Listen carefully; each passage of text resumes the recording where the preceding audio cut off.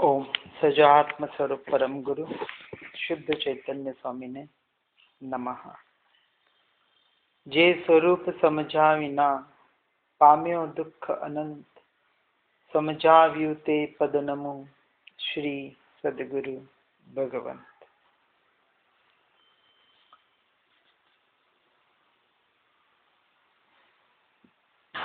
पत्र क्रमांक 266 के गाथा के माध्यम से हम जड़ और चेतन के परिणमन को समझने का प्रयास कर रहे हैं। जो वितरागता का तीर्थंकरों का कहा हुआ जो मार्ग है, केवली प्ररूपित धर्म का जो मूल धर्म है, जहाँ तक हमें पहुँचना है, जो मिथ्यात्व को निकालने का काम करेगा, अज्ञानता को दूर करने का काम करता है, ऐसी ये दो हैं। जड़ और चेतन दोनों के परिणमन को समझने का प्रयास कराया जा रहा है।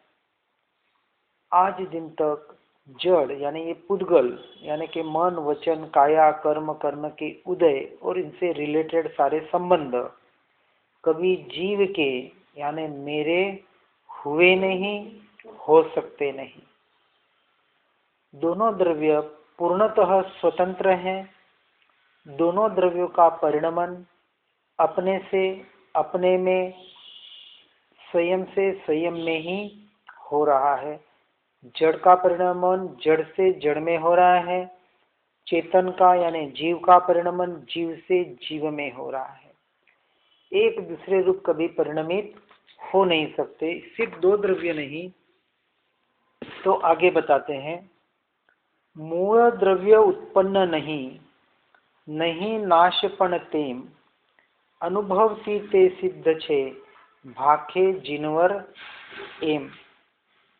इस विश्व में जीव, पुद्गल आदि जो 6 मूल द्रव्यों को किसी ने उत्पन्न नहीं किया है, वो सारे ये 6 के 6 द्रव्य अनादि से स्वयं सिद्ध है और इनका कभी नाश भी नहीं होगा। यह सिद्धांत अनुभव सिद्ध है, ऐसा जिनेन्द्र भगवान ने कहा है। केवली पन्नक्तम धम्मम शरणम पवज्जामि। हम बोलते हैं तो केवली प्रवृत्ति धर्म यही बताया गया है कि जैन धर्म का जो बेस है, जो बताया जाता है कि सारा विश्व 6 द्रव्यों में समाहित हो जाता है और ये 6 द्रव्यों का जो मूल द्रव्य है यानी अनंत जीव है, लेकिन हर जीव जो एक एक स्वतंत्र है।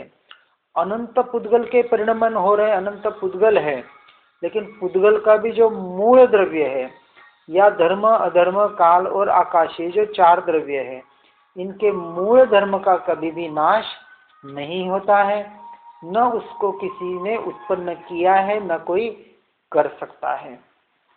तो जब हम मूल 2 द्रव्य की बात कर रहे हैं कि एक जीव द्रव्य यानी कि मैं आत्मा कहीं किसी ने मुझे उत्पन्न नहीं किया है और मेरा कोई भी नाश नहीं कर सकता। ऐसा अनादि अनंत, अनादि काल से जैसा था वैसा हूँ और अनंत काल तक वैसा ही रहने वाला हूँ।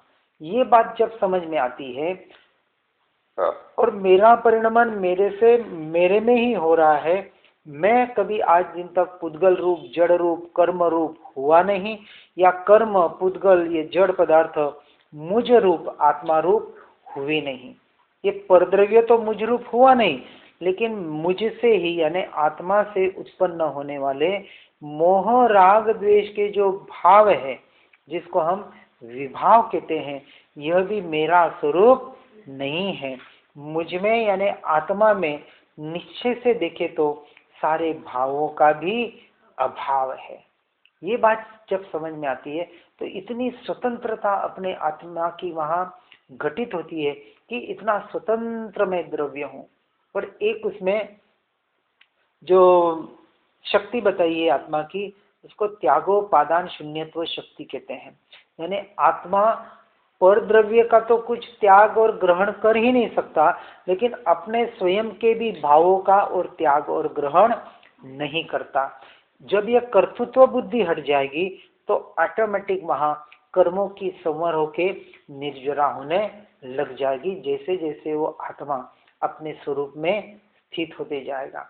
अब वहां उसको मृत्यु का भय तो निकल गया, लेकिन कर्तृत्व बुद्धि भी निकल गई कि मुझे अपनी आत्मा में रहने के लिए भी कुछ करना पड़ रहा है। पुरुषार्थ जिसको हम कहते हैं, ये भी हमारी कमजोरी है, क्योंकि निश्चय क्या कह रहा है, आत्मा निरंतर अपने में ही है, उसे अपने में आने के लिए वास्तविक भी कुछ करना नहीं पड़ता है। जो करना पड़ रहा है ये कर्तृत्व बुद्धि है, और इस करने के माध्यम से, इन भावों के माध्यम से, भेद विज्ञान के माध्यम से जब आत्मा अपने में स्थिर हो जाता है कि ये जो जानने वाला ज्ञान स्वभाव जो अनंत गुणों के साथ रहा हुआ है, ऐसे अनंत गुण जो एक एक प्रदेश में है, ऐसे असंख्य प्रदेश जो शरीराकार होते हुए भी अभेद है, अखंड है और एक द्रव्य मात्र है, ऐसा त्रिकाली ध्रुव चैतन्य स्वभावी भगवान आत्मा वही मैं हूँ। उस मैं में जब वो एकत्व करता है तो वहां से ये विचार भी छूट जाता है और मात्र एक अनुभव रहता है। उस अनुभव का नाम निर्विकल्प दशा बताई है। और इस निर्विकल्प दशा में एक समय के लिए भी बाहर न निकले तो अंतर मुहूर्त में केवल ज्ञान की प्राप्ति होती है। पूरा केवल ज्ञान का मार्ग इतना सा है।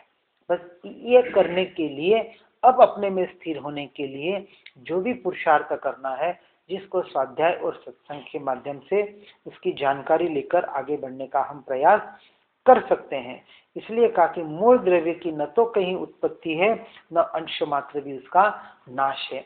तो मैं आत्मा मूल द्रव्य हूँ, ऐसा जो अगुरु लघु स्वभाव है मेरा, एक गुण बताया कि न अंश मात्र भी मुझसे आज कुछ भी घटा है, न घट सकता है, और न मुझे में कुछ भी अंश मात्र भी बढ़ने की जरूरत है।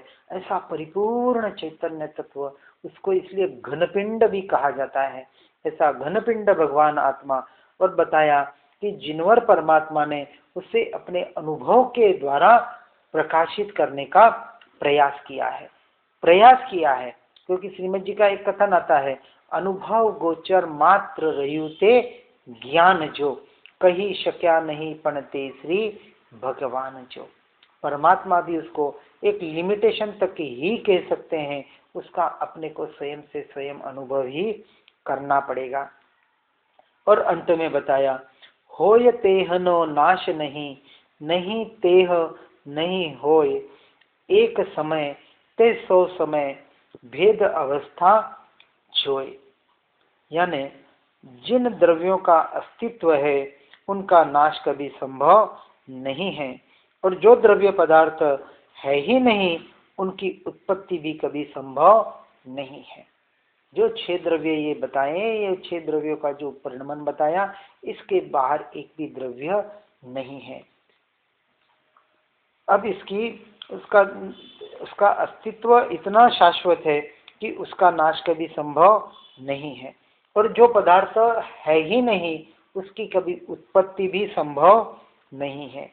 जिस द्रव्य का अस्तित्व एक समय के लिए है, उसका अस्तित्व सर्व समय अर्थात सदा के लिए है, परंतु मात्र द्रव्य की अवस्थाएं बदलती रहती है और मूलतः उसका नाश कदापि नहीं होता।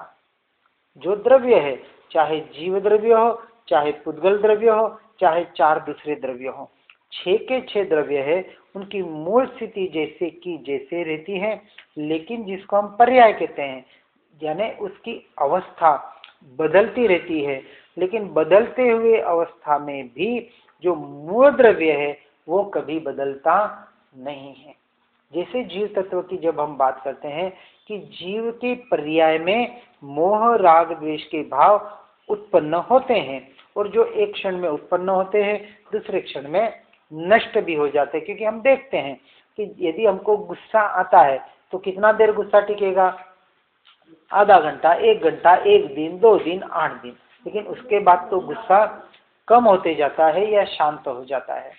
किसी के वैर विरोध भी हो तो कितना चलेगा, 1 भव, 2 भव, जैसे पार्श्वनाथ भगवान का 10 भव तक चला था, लेकिन आखिर 10 भव में भी वो समाप्त तो हो ही गया था।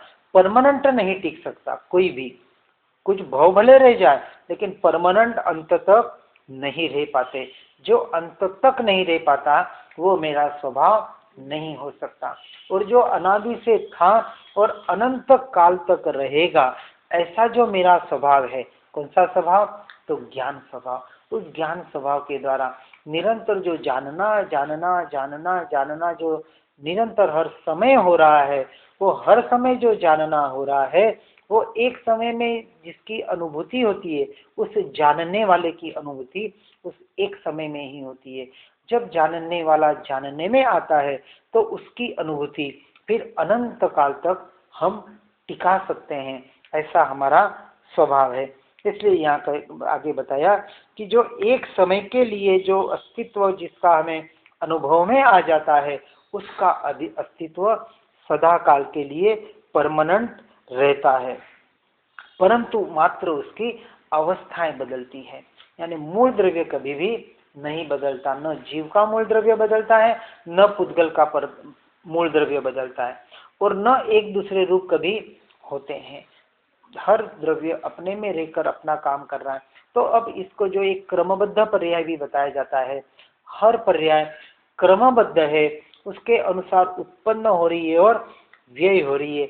अपेक्षा से ये भी कह सकते हैं कि जो कुछ भी हमारे साथ घटित हो रहा है, सब कुछ कर्म के उदय से हो रहा है।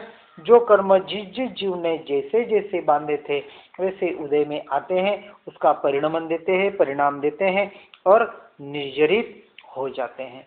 यदि जीव उसमें वापस एकत्व करता है, उसमें मैं और मेरापना करता है, तो नया कर्म का बंध करता है, चाहे पाप का हो चाहे पुण्य का हो। तो शरीर की क्रिया में जो धर्म मान रहे या अधर्म मान रहे हैं, वो निरंतर पाप का ही यानी अनंतानुबंधी कर्म का ही बंध कर रहे हैं। यदि सबसे पहले उस अनंतानुबंधी से छूटना है तो इस दर्शन मोह से, इस मिथ्यात्व से, इस अज्ञानता से हमें छूटना पड़ेगा।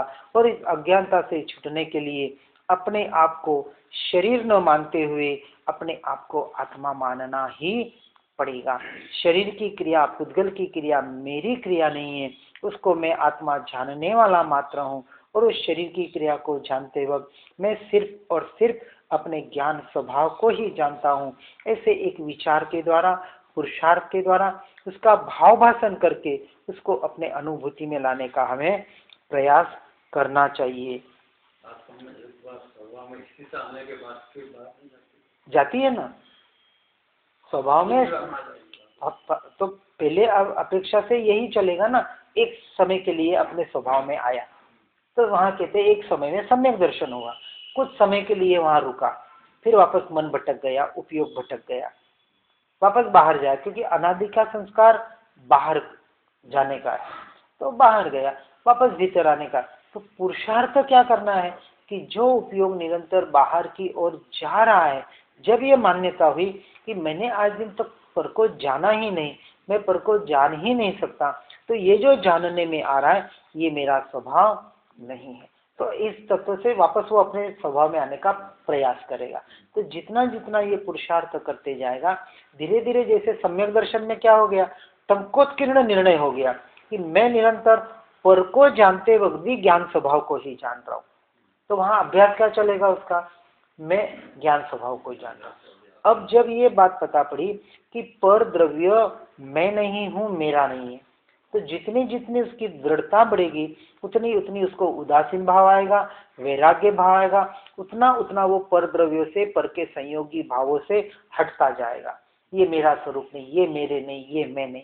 अब उससे हटते हटते उसको ऐसा वैराग्य आएगा कि अब वो कहेगा अब मुझे सिर्फ और सिर्फ मुझे अपनी आत्मा में ही लीन होना है, क्योंकि मोक्ष का मार्ग सिर्फ और सिर्फ अपनी आत्मा में लीन होने रूप ही परिणमित होता है, और कोई दूसरा मोक्ष का मार्ग नहीं है। जब उसको बिल्कुल उस दशा तक वो पहुंचता है तो अब उसे वो संसार भी असार लगने लग जाता है।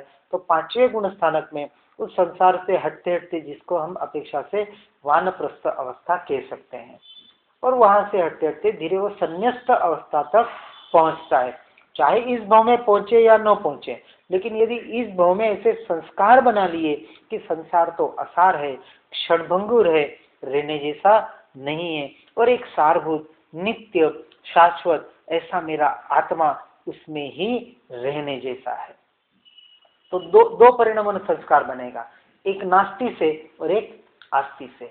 अब ये संस्कार यहाँ तक भी, यहाँ जो भी संस्कार बनाता है उसको वो अगले भाव में लेके जाता है, तो वो संस्कार उसका कैरी फॉरवर्ड होता है, वो मान्यता उसके साथ में जाती है। और ये मान्यता जितना वैराग्य यहाँ से लेके जाएगा वहां उतना जल्दी उसको वैराग्य आएगा। वो आते आते एक भाव ऐसा आएगा कि परिपूर्ण वो संकित लेके जाएगा, पूरा वैराग्यमय जीवन लेके जाएगा, और बचपन से ही वो वैराग्य की भावना ऐसी होगी, वैसा उसको उत्कृष्ट शरीर मिलेगा, वैसे उसको परिणमन मिलेंगे, वैसे उसको संयोग संबंध मिलेंगे, वैसे उसको निमित्त नैमित्तिक संबंध बनेंगे ही बनेंगे। उस भाव में उसको दीक्षा आएगी ही आएगी, लेनी नहीं पड़ेगी। मात्र जैसे कुछ बात सुनेगा समझेगा, फट से उसको वैराग्य भाव जागृत हो जाएगा, नहीं अरे ये बात तो करने जैसी यही है, भले उसको पूर्व भाव कुछ याद नहीं है, लेकिन वो संस्कार साथ में पड़ा हुआ है कि संसार तो असार है, रहने जैसा नहीं है, और दीक्षा ही लेने जैसी है। और ऐसे उत्कृष्ट भावलिंगी मुनि ही उसको मिलेंगे, या तीर्थंकर परमात्मा केवली परमात्मा ही मिलेंगे। पूर्णतः वो आत्मा में आता जाएगा, और उस भाव में पूर्णतः सिर्फ और सिर्फ आत्मा की आराधना करेगा, और आत्मा की आराधना करके केवल ज्ञान पाके दीक्षा लेके मोक्ष आएगा। उसको वापस आने की ना इच्छा होगी ना, इच्छा ही नहीं होगी इतना। हाँ, आप जैसे बहुत जने तीव्र दीक्षा के भाव होते, क्यों होते, तो पूर्व में दीक्षाएं ली हुई है जीव ने, ऐसा नहीं कहा कि दीक्षा कोई भाव में कोई जीव पहली बार ले रहा है, अनंत बार दीक्षाएं भी ले ली, फिर भी क्यों नहीं हुआ, तो दीक्षा के भाव तो पड़े हुए हैं। पर वो दीक्षा का जब तक सही मतलब नहीं समझेगा कि वास्तविक दीक्षा के लेके सिर्फ और सिर्फ आत्मा की आराधना करनी थी, अपने आत्मा में लीन होने के लिए दीक्षा लेनी थी। जैसे दीक्षा का जो अर्थ भी बताया, दिक यानी दिशा, हाँ हो गया था, आगे बढ़ने का नहीं हुआ था। ऐसा भी हो सकता है ना, क्यों नहीं हो सकता है, क्योंकि जैसे श्रीमद जी ने भी कहा है, केवली आगे रह गयो कोरो,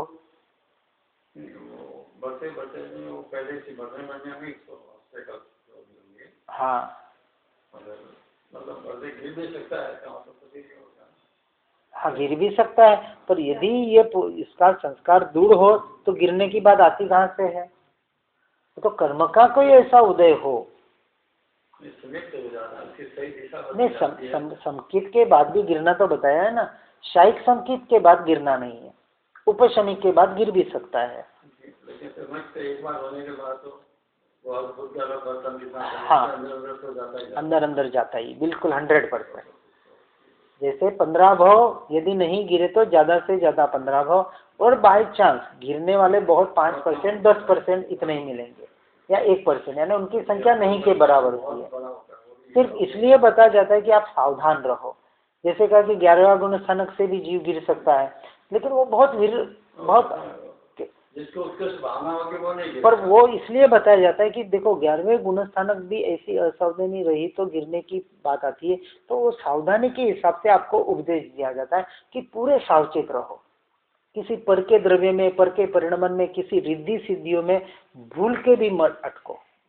मतलब अपनी रिद्धि सिद्धियों में तो नहीं अटकना है, लेकिन दूसरों की भी रिद्धि सिद्धियों में हम अटक जाते हैं, कि आज जहाँ चमत्कार है वहाँ फट से नमस्कार हो जाता है, फट से वहाँ भीड़ जुड़ जाती है। लोगों को तो चमत्कार चाहिए, उनको ज्ञान नहीं चाहिए। नहीं, जैसे कोई बहुत सी अच्छी साधनाएं करते हैं तो वचन सिद्धि हो जाती है, मनोसिद्धि हो जाती है, कुछ बातें ऐसे उनकी अच्छी होने भी लगती है, लेकिन अब जीव उस चमत्कार को देख रहा है और वो मानता है कि चमत्कार से हमारा कुछ फायदा होगा, हमारा कुछ इसमें बेनिफिट होगा, वो एक वापस संसार खड़ा करता है।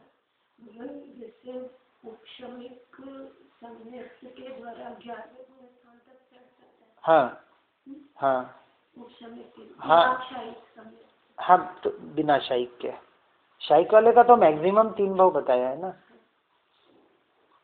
और शायिक संकित आने के बाद वो कभी वहाँ से वो जाते नहीं है। तो उसी भाव में भी मोक्ष में जा सकते हैं, या जल्द से जल्द दूसरे या तीसरे भाव में तो जाते ही जाते हैं। ऐसा पूरी व्यवस्था बताई गई है।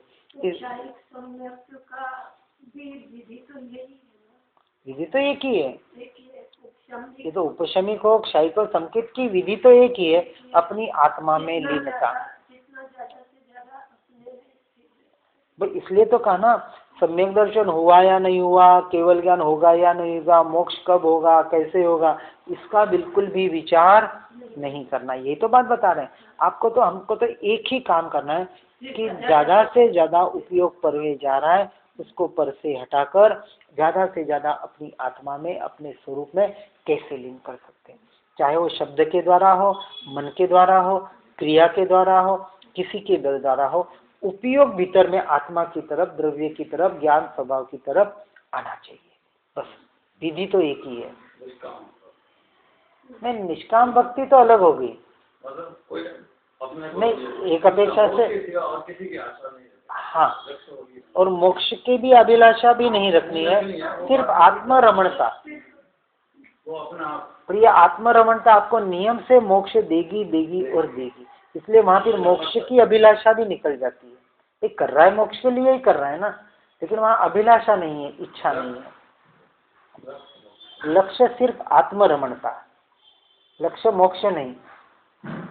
मोक्ष तो आत्म हाँ चाहिए मोक्ष, वो सिर्फ अंदर एक छुपा हुआ भाव रहता है कि मोक्ष के लिए कर रहा हूँ, वो तो मान्यता में है, पर लक्ष्य एक ही रखना है, आत्मरमणता।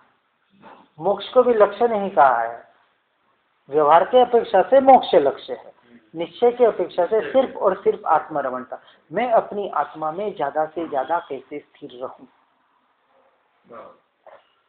तो पूरी बात ये बताने का यहाँ प्रयास किया गया है। और अंत में कहा, परम पुरुष प्रभु सदगुरु परम ज्ञान सुख धाम, जेणे आप्यु भान निज तेने सदा प्रणाम।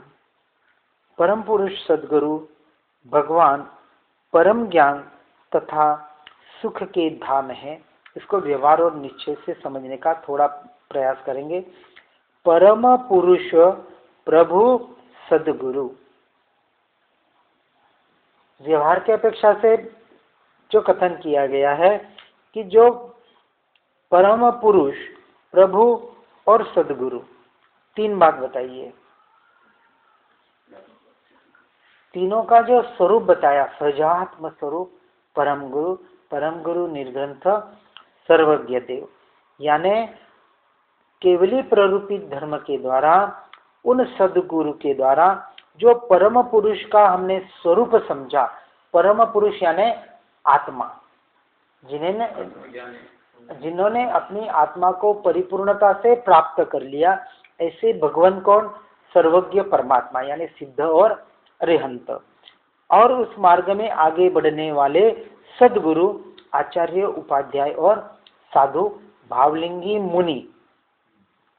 यदि हम भावलिंगी मुनि के अलावा भी जो मुनि अवस्था में नहीं है, साधु अवस्था में वास्तविक नहीं है स्वरूप समझने के बाद भी, यदि हम उनको भी साधु मान के वंदना करते हैं और कुछ व्यावृत्ति वगैरह करते हैं, तो कहीं न कहीं हम अज्ञानता का पोषण करते हैं।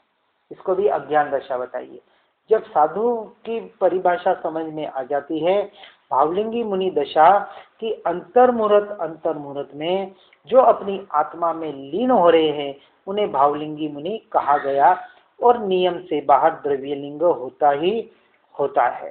तो इस अपेक्षा से समझकर ऐसे परम पुरुष प्रभु सदगुरु का निरंतर आलम्बन लेते हुए, ऐसे सदैव सदगुरु का आलम्बन लेते हुए, परम पुरुष स्वरूपी हमारा जो भगवान आत्मा भीतर में बसा हुआ है, उसकी ओर हमें निरंतर बढ़ने का पुरुषार्थ करना है। और परम ज्ञान सुख धाम, परम ज्ञान किसको कहा? केवल ज्ञान, क्योंकि केवल ज्ञान से बड़ा ज्ञान कोई नहीं है। मति, श्रुत, अवधि, मन प्रयोग और केवल 5 प्रकार के जो व्यवहार की अपेक्षा से ज्ञान बताए हैं, इस अपेक्षा से केवल ज्ञान को सर्वोत्कृष्ट ज्ञान कहा जाता है। अपेक्षा से केवल ज्ञान को पाने के लिए मात्र अपने ज्ञान स्वभाव में जो लीन होता है वही उस केवल ज्ञान को प्राप्त कर सकता है। ऐसा जो परम ज्ञान है, जो सुख का धाम है, अपनी आत्मा में जो अनंत काल के लिए लीन होता है, वो अनंत सुख की ओर बढ़ता है, अनंत सुख को प्राप्त करता है। और हाँ हाँ, ये तो आचार का भेद है। जिन कल्प और स्थविर कल्प बताया जाता है। जिन कल्प यानी जो ओरिजिनल जिन परमात्मा ने जो बताया है वैसा पालन करने वाले को जिन कल्पी कहा है। और जो उसके यानी क्या कहते हैं उसको, वो शब्द मुझे अभी नहीं आ रहा है। नहीं, जिन कल्पी नहीं, तो उसका ये जो बताया ना ये, तो यहाँ कह रहे हैं कि परम पुरुष और परम ज्ञान, ऐसा आत्मा का जो ज्ञान, मेरा ज्ञान जो परम ज्ञान है और जो सुख का धाम है, उसको जिन्होंने हमें दिया है, ऐसे देव, गुरु और शास्त्र का यहाँ प्रणाम किया गया है। जैसे श्रीमद जी ने कहा, समझाव्युते पद नमो श्री सदगुरु भगवत, यानी श्री यानी सरस्वती, सदगुरु यानी जो हमारे गुरु हैं, और भगवान यानी परमात्मा। इस प्रकार से देव गुरु शास्त्र को वहाँ वंदन नमन करते हुए कि जिन्होंने अपने स्वरूप के द्वारा हमारे आत्मा के स्वरूप को बताने का प्रयास किया, और ऐसे सर्वोत्कृष्ट परम ज्ञान को, जिसको हम केवल ज्ञान प्राप्त करने की, जो अनंत सुख को देने वाली दशा की अवस्था तक पहुंचाने का, ऐसा जो पूरा एक मार्ग बताया, जिसको हम 14 गुण स्थानक के नाम से जानते हैं, ऐसे देने वाले को प्रणाम किया गया है। सिर्फ प्रणाम करके संतोष नहीं करना है, उस मार्ग पर, उस मार्ग को सही तरीके से समझकर, परमार्थ दृष्टि से निश्चय से समझकर, व्यवहार और निश्चय दोनों का समन्वय करते हुए अनंत काल के लिए अपने स्वरूप में लीन होने का प्रयास और पुरुषार्थ करना है। यही सार, सबका सार तो एक ही है, परथी खस स्वमावस आटलू बस, करना उतना ही है। और इसके लिए पर से छुटते छुटते उदासीन भाव, वैराग्य भाव लाके निरंतर अपनी आत्मा में, अपने स्वरूप में लीन होने रूप सर्व संग परित्याग करके एकांत में जाके, यानी ऐसे सत्संगियों के साथ रह के, उस सत्संग के द्वारा अपनी आत्मा का सत्संग करते हुए अनंत काल के लिए उसमें लीन होने का पुरुषार्थ करे। इसी भावना के साथ जिनाज्ञा विरुद्ध कुछ भी कहने में आया हो तो मिच्छामि दुक्कडम। ओम नमः। जिन वाणी के ज्ञान से हो सम्यक श्रद्धा, हो चारित्र महानव, पाऊं पद निर्वाण। अहो अहो श्री सद्गुरु करुणा सिंधु अपार, आपामर पर प्रभु कर्यो, अहो अहो उपकार। शो प्रभु चरण कने धरूं, आत्मा थी सोही, ते तो प्रभुए आपियो, वर तो चरणाधीन।